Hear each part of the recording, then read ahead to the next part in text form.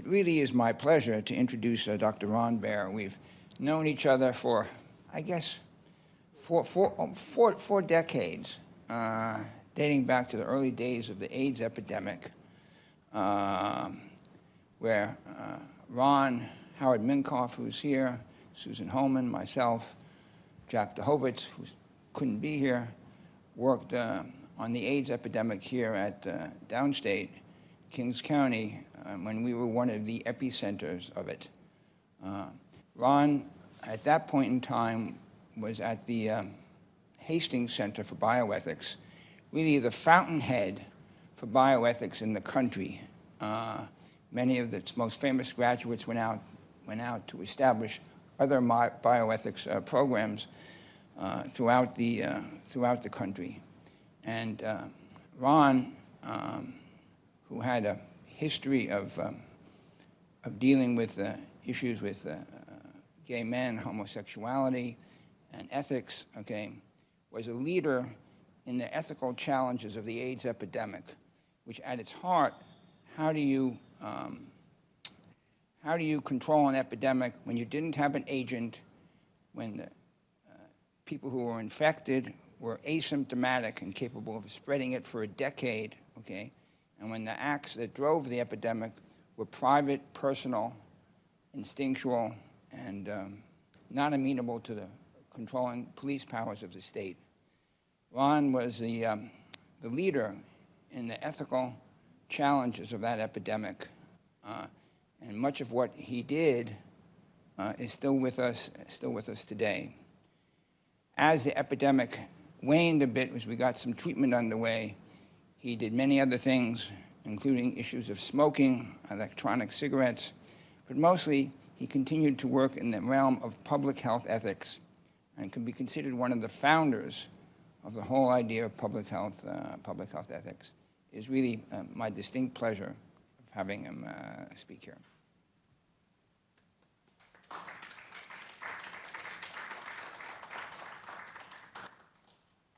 You can tell I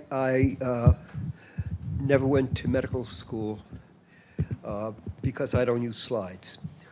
I had when Sheldon told me about today's event, it was clear that there were going to, other than Near, there would be other people on the panel, and so I'm going to keep my keynote comments relatively brief. I actually try to trim them down, but to hit the points as careful as I can.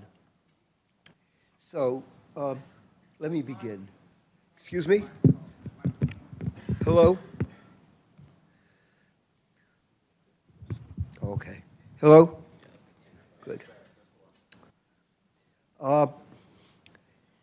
So, 5 decades ago, John Rawls, the preeminent political philosopher in the latter part of the 20th century, wrote in his landmark volume, A Theory of Justice, "Justice is the first virtue of social institutions. Social justice provides a way of assigning rights and duties. It defines the appropriate distribution of benefits and burdens of social cooperation." So it is to the question of justice that I want to turn today as we examine the ethical challenges we confront in addressing the profound inequalities that characterize not only our healthcare system, but health in the United States. It is especially pertinent as we address these issues that we bring to bear the ethical mission of public health as distinct from clinical ethics.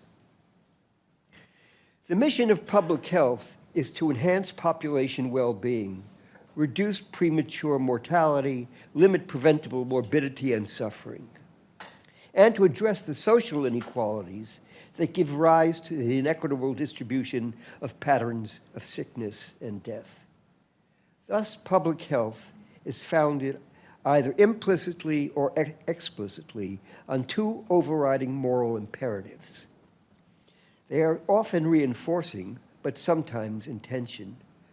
Utilitarianism, the enhancement of the well-being at the population level, the greatest good for the greatest number, and justice, which sees in inequalities, that is, a measure of difference, inequities, a judgment about fairness. There's a long history dating to the early 19th century of advocates for public health and those who supported them with research linking social inequalities to health inequalities. In its contemporary expression, social inequality is conceptualized as the driver of health inequalities in society. Inequality today is greater than any point in the last half, in the United States, is greater than any point in the last half century. In a widely discussed book, the French economist Thomas Piketty wrote a detailed statistical analysis of inequalities in all capitalist societies. But he went on to say that the nature of the inequality was not a foregone conclusion. It wasn't dictated by the economy itself. Inequality, he wrote, is a natural consequence of the dynamics of capitalist economics. But we need not be prisoners of those dynamics. The history of the distribution of wealth has always been deeply political and cannot be reduced to purely economic mechanisms. The history of inequality is shaped by the way economic, social, and political actors view what is just and what is unjust, as well as by the relative power of those actors and the collective choice that results. It's important to keep this in mind because I think Americans tend to hide from the realities of what our not only what our healthcare system is like, but what our distribution of health is like. We have long been aware of profound inequalities in our healthcare system. Although the Affordable Care Act has ushered in a major transformation in healthcare protection, that is, at this point, less than 10% of Americans have no health insurance. But that figure masks an enduring inequality. 13% of blacks have no health insurance. 25% of Hispanics have no health insurance. And what counts as health insurance sometimes is really, if not tragic, laughable. It turns out that, strikingly, more than 100 million Americans still struggle to pay for their health care. So from the perspective of public health, we have failed in terms of clinical care, but we have also failed at a population level. A decade ago, the National Academy of Sciences produced a report painting a grim picture, comparing the US to other advanced democratic capitalist societies. We were, it turned out, not the best, not even the second best. We were basically at the bottom of the heap when compared to other nations. This is what the report wrote.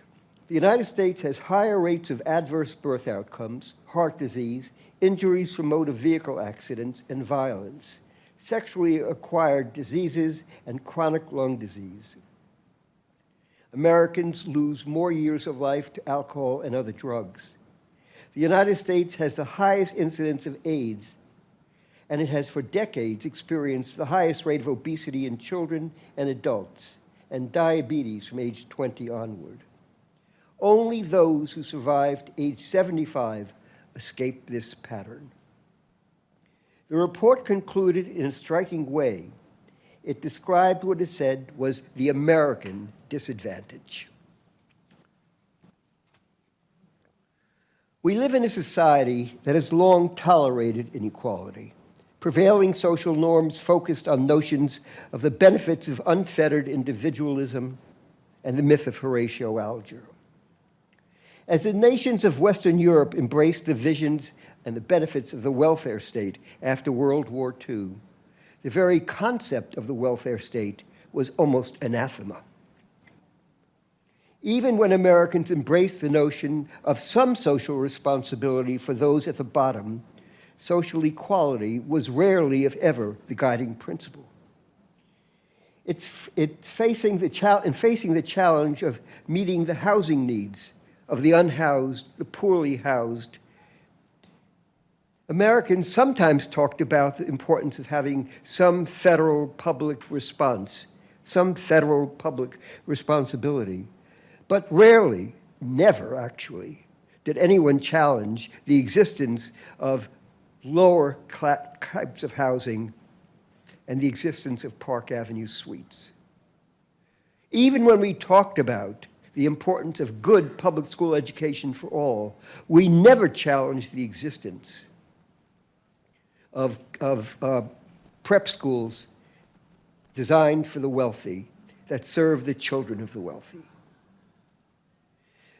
When Americans were willing to consider the patterns of the state of affairs, they almost universally avoided the problem of equity.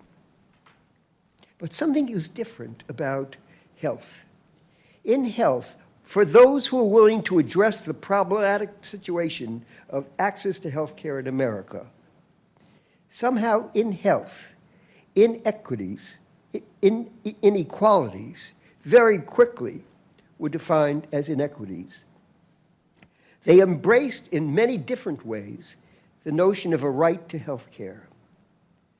What was the significance of the decision to refer to a right to health care, to use the notion of a right to health care as a platform for analyzing that which existed and having a vision of that which should be created? The language of rights has its origins in the claims of individuals to be free of unjustified constraints. It has its roots in the struggle against the absolute estates of the 18th and 19th centuries.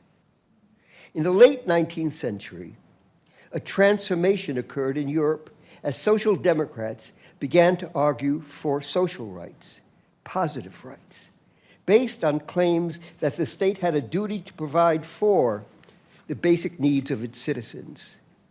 They asserted that unless such positive rights were fulfilled, meeting the social needs of the populace, the traditional liberal rights, right of liberty, freedom of expression, would be hollow. In the United States, the language of rights has been the most potent language available to those who have felt aggrieved and for those who have sought to speak out on their behalf. As the philosopher Joel Feinberg wrote, rights provide a platform upon which one can stand, not to beg or plead for solicitude, for charity, for kindness, but to demand what was one's due. It was that perspective that informed efforts to confront the inequalities in the American healthcare system as part of the challenge of bioethics as it emerged in the late 1960s and early 1970s, in the context of struggles against racism, inequality for women, the birth of the feminist movement, deplorable examples of abuse of research subjects. Looking back at those years, considerable effort was devoted to thinking about the allocation of scarce medical resources, prioritization, who should get the organs when not all could get the organs, who should have access to dialysis. So, it was to address these issues of inequality in healthcare as inequity that Norman Daniels, the philosopher who drew upon John Rawls, sought to explain why healthcare was different, why it was not simply another commodity, why justice should determine the patterns of distribution. This is what he wrote. The central moral importance of preserving and treating disease and disability with effective healthcare services derives from the way in which protecting normal function contributes to protecting opportunity. That, by the way, is a very American notion, the idea of protecting equal opportunity to compete. Specifically, by keeping people close to normal functioning, healthcare preserves for people the ability to participate in the political, social, and economic life of society. It sustains them as fully participating citizens, normal collaborators, and competitors in all spheres of social life. But given this starting point, does distributive justice require that everyone have access to the full range of services that might be needed? Did it suggest a robust basic minimum or something much more? Would it permit that some fee for service be charged, and if not, why not? Should those who engage in pathogenic behaviors, sometimes described unfortunately as willful engagement with pathogenic behaviors like smoking, should they be charged something extra for the health care demands that are created by the diseases they developed because of what they did? And if we did not charge them for that, was it an unfair burden on those who chose to, quote, live healthy lifestyles? Finally, must the just healthcare system provide a floor below which no one could fall, but a ceiling above which no one could rise? This final question was addressed by Amy Gutman, who in time would go on to assume a leadership position, American Bioethics, the presidency of the University of Pennsylvania, and I understand she's now the American ambassador to Germany. She carefully addressed, this is what she tried to address. She carefully examined the following egalitarian proposition. No health care should be available to anyone that is not available to everyone. Two strong arguments could be made for that position, a moral one based on the fundamental obligation to protect everyone as equals. Secondly, she used a pragmatic claim. The existence of a private market would allow the privileged to gain access to medical interventions not available to the average citizen, and would inevitably drain resources and talent available in the public spheres. As an example, we might think of what happens when the rich take their kids out of public schools and what is left in public schools as the rich provide for their children in private schools. In the end, she retreated from the strict egalitarian position for pragmatic political reasons. She wrote, "Given the great economic inequalities of our society, it is politically impossible for advocates of equal access to fulfill their task. No democratic legislator could possibly succeed in winning support for a proposal that restricted market freedoms.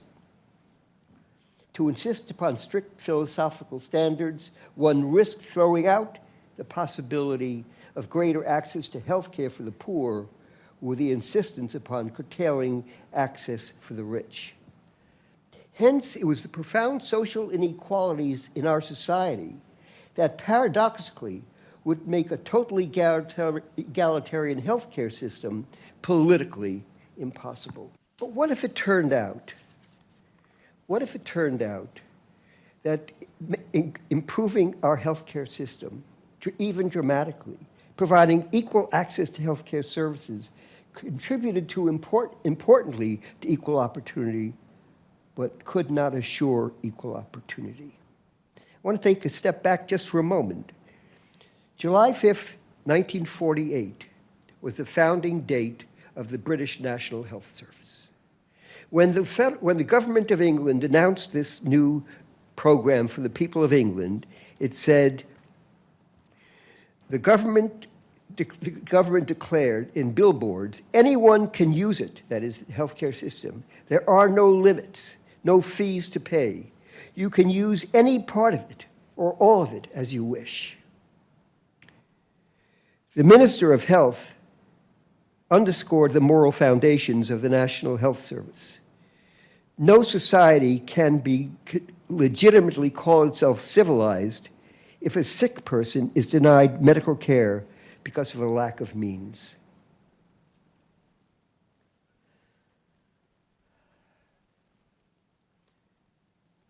Remarkably, 50 years after the creation of the National Health Service, an epidemiological study undertaken in Great Britain of the British civil service they're called the Whitehall studies, found that after 50 years of free health care to all, inequalities persisted, marked by social difference. In the United States, as I mentioned earlier, the National Academy of Sciences, after describing the American disadvantage, said while improving the American healthcare system would be important, it could never address the issue completely. The issues the social drivers, economic and social drivers, had to be addressed.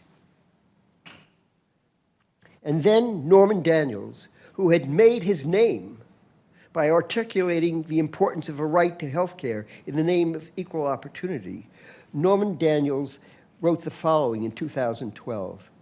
Producing an equitable distribution of health in society requires more than universal health care.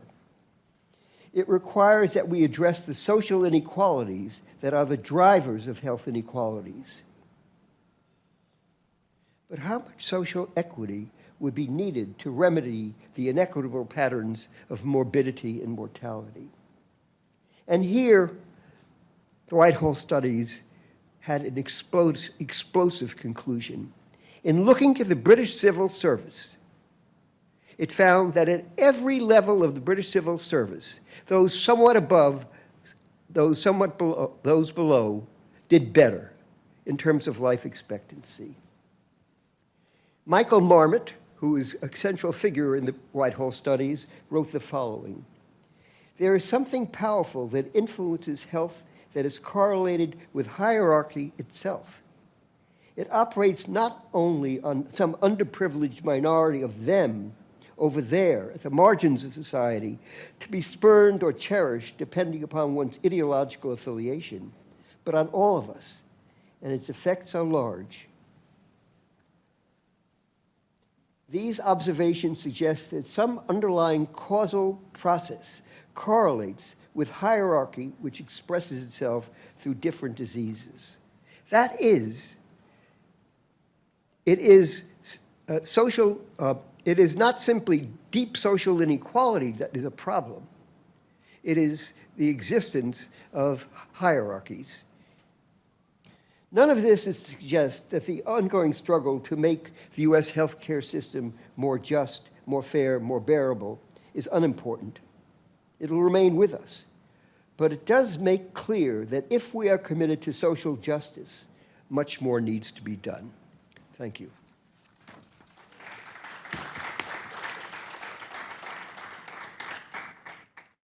My own area is health informatics, and something I've given some thought to is that almost all advances in technology, other spheres of advances in healthcare and medicine have the potential to perpetuate inequity with no malice, but without any sort of corrective mechanism.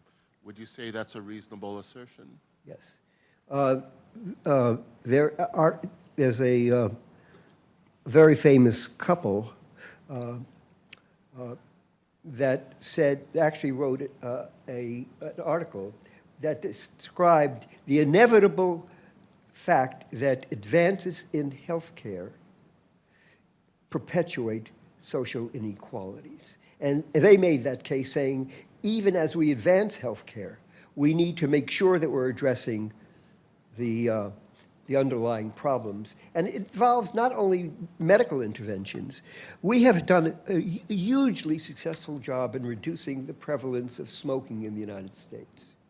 At the beginning, in the 60s, 50% of men, 40% of women smoked. The numbers are now down to about 12% of the population smokes or less.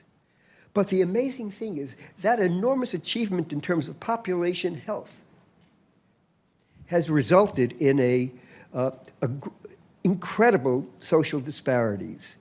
Those with a graduate degree, less than 2% smoke. Those with the GED, about 30% smoke.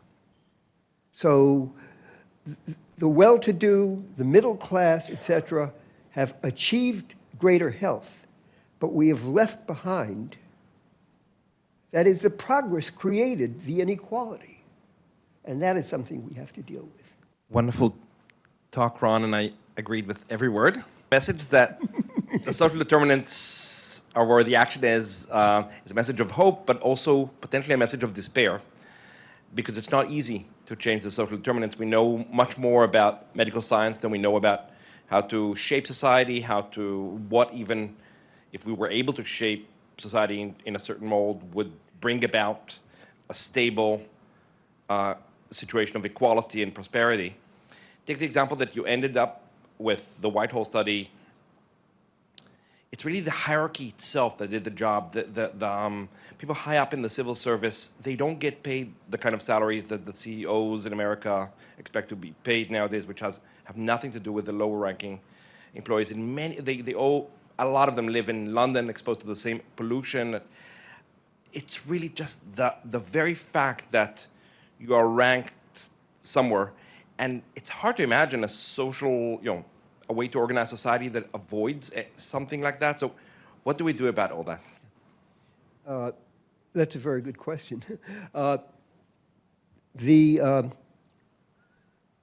effort to try to understand what it is about hierarchies that create these enduring disparities often comes up against what you have just said.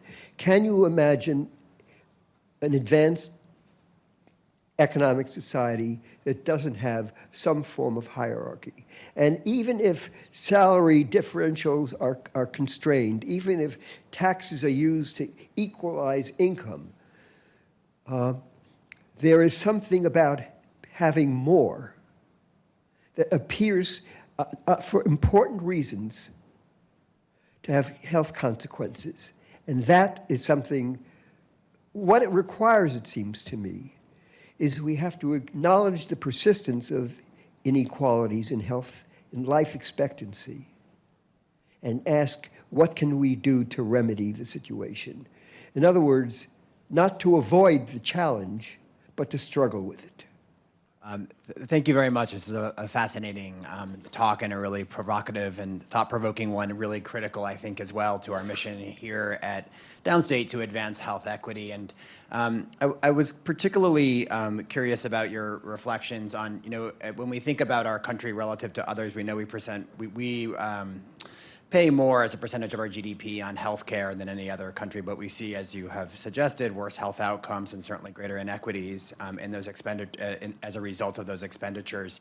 And of course, we also know that if we look at the total amount of expenditures spent on both social and health policies in this country as opposed to others, we actually end up spending about equivalent. We just spend less on social policy for social services than we do for health services and other industrialized. I think it's a really important implication to the argument you make that we need to reallocate our financial expenditures to align with this notion that to improve health, we need to improve social service delivery and not just healthcare services. And I'm just curious around your thoughts on, what can we learn from other nations or other ways that conceptualizations of improving health have advanced in other contexts that may be of use to us here in the United States in solving our enduring issues?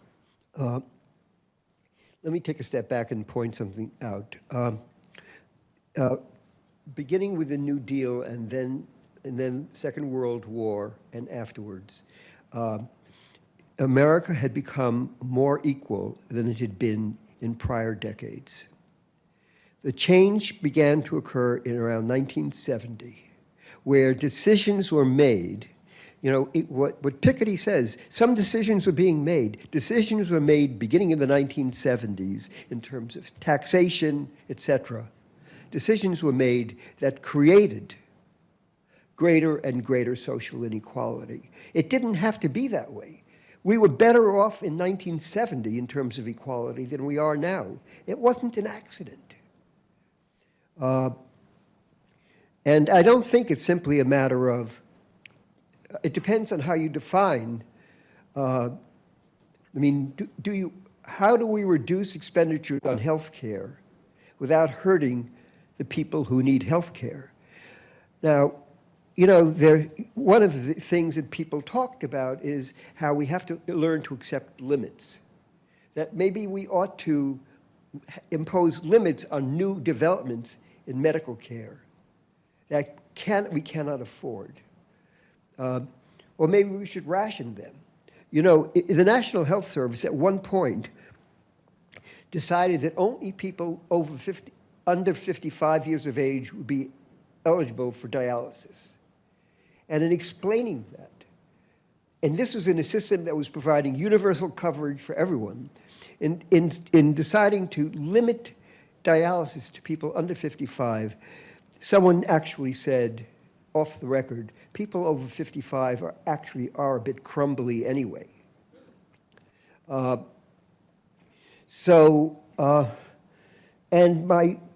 the director of my Hastings Center when I was there, Daniel Callahan, wrote a very controversial book in which he argued that people, I think he said 65, or maybe it was 70, should not be eligible for life-sustaining therapies. That is, they'd lived a full life, and if we're going to cover everyone for what they need, we have to impose limits. He was excoriated for that. Callahan was not a foolish, thoughtless person. And maybe if he'd said 80, it would have been less problematical. So a colleague of mine actually wrote an essay talking about rationing of health care. And he said, America hasn't gained the right to ration because if it took care of the needs it needs to take care of, the issue wouldn't present itself in the same way. So I think it was the state of Oregon or Washington was rationing health care to people on Medicaid and not to people who were in the state assembly, state government, but to people who were on Medicaid. And it wanted to give them, it felt it couldn't afford to do everything. Of course it could afford to do everything. It chose not to. And because it chose not to, it then said, we have to find an ethical way of making the decision to ration. 2 points. One is that, don't we ration already? I mean, the difference between Medicare, which was designed basically for elderly middle-class folks, okay, versus Medicaid, where the reimbursement system results in people in clinics where there are 150 patients waiting with 3 providers to see them, and no physician wants to care for them. Don't we already ration it? We just don't call it that. We're afraid to. Yes, you're right. I mean, the fact is that, as I said, 100 million, more than 100 million Americans report that they have difficulty paying their bills, means that even the health insurance we give them, doesn't apply to Medicaid, but the insurance plans that are bought on the, under the Affordable Care Act or et cetera, are insufficient. I'll tell you one funny story. Many years ago, I was in France, and I had taken a hike going up a small mountain, hill, I don't know. And it seemed very obvious where I was going and everything. And then it started to get dark, and I needed to go down back to the main road. And then suddenly I discovered that I was walking parallel, not descending. And I really panicked. So I decided, I don't know what the right road is. I'm going to go through the brush and make my way. I saw a car road not far ahead. By the time I got to the car road, you should forgive me, I looked like Christ on the cross. My body was completely lacerated. So a good friend took me to an emergency room, and they cleaned me up and whatever. And then I took out my credit card. And the person said, "What's that for?" I said, "Well, you just provided me a service."